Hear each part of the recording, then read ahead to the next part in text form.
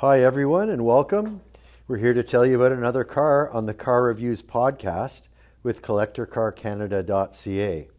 The car we're looking at today is a restored 1956 Chevrolet Bel Air Sports Sedan. So when we say sports sedan, it indicates that this car does not have a post, so no B-pillar. It's on CollectorCarCanada.CA as lot 192.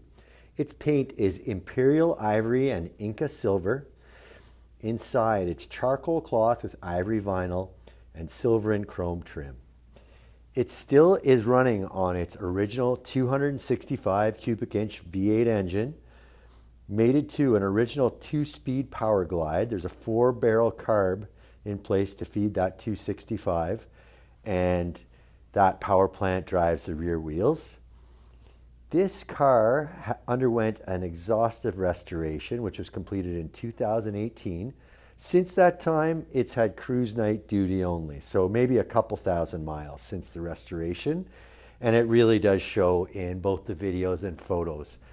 A fantastic restoration with very, very light use since it still presents almost as restored. Dressing up this car, there are many items. One is a set of 15-inch Dunlop white wall tires, and those are mounted onto steel wheels with Chevy full dish covers. Several upgrades during the restoration. The car is mostly stock. As I say, it's still got its stock powertrain. It's been refinished in its stock colors.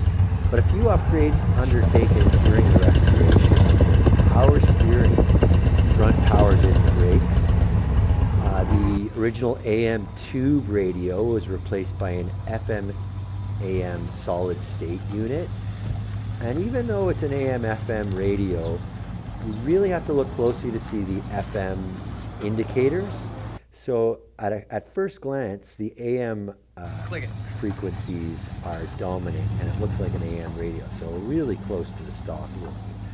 Another nice modernization on the interior is a quartz clock, which is mounted on the passenger side of the dashboard underneath a really slick Bel Air emblem, which is stock.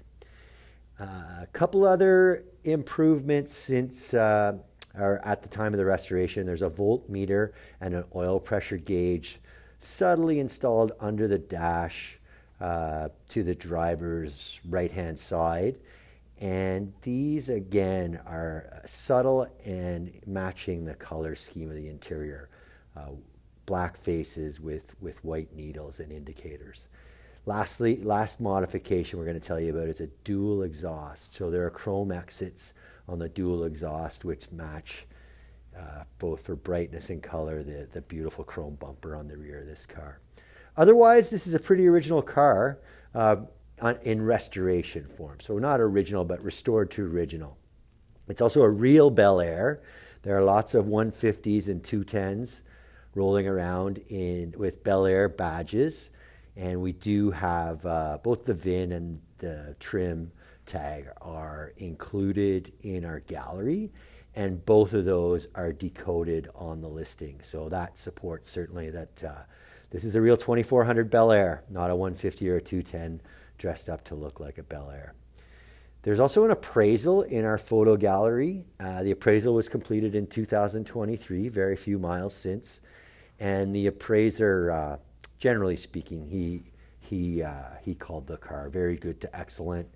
Please do take a look at his appraisal, again, in the gallery, and you can read word for word what he said. The only thing we've removed or edited on the appraisal is the owner's name and contact information. As I say, the VIN is decoded, so is the trim tag. Those appear toward the end of the text section of our paragraph form listing. So 55, 56, 57 Chevs, known as the Tri-5s, still with mass appeal today, over 60 years later. And the reason for that probably is that they reflect the spirit of the 50s, the post-war era, good times.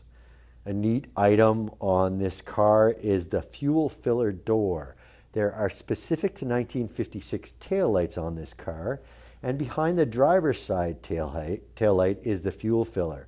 So the taillight flips down over a rear hinge, and that's where the fuel goes in. You'll get some looks at the filling station with this one.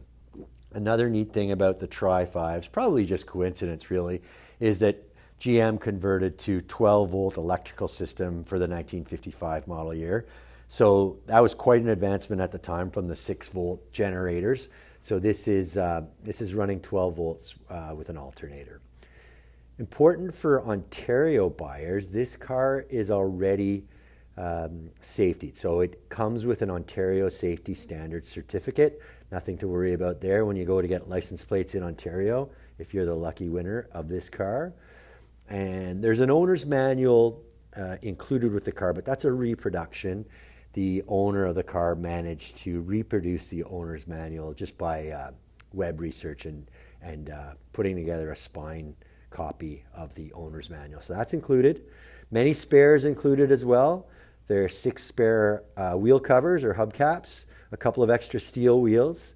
There are fender skirts not installed on the car, mostly for the sake of originality, but there are Tri-5 Chevy owners out there who like to install fender skirts to give it a little more of a dressed up look.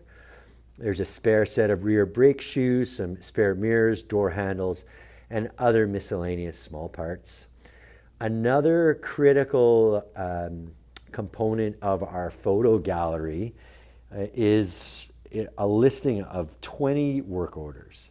So the owner commissioned the Automotive Restoration Guild in Bradford, Ontario for the restoration of this car, which, as I said earlier, was completed in 2018.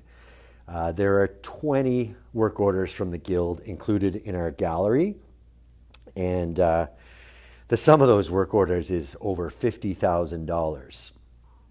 So no expense spared on this restoration, and it really does show, both in the way the car looks and the way it runs.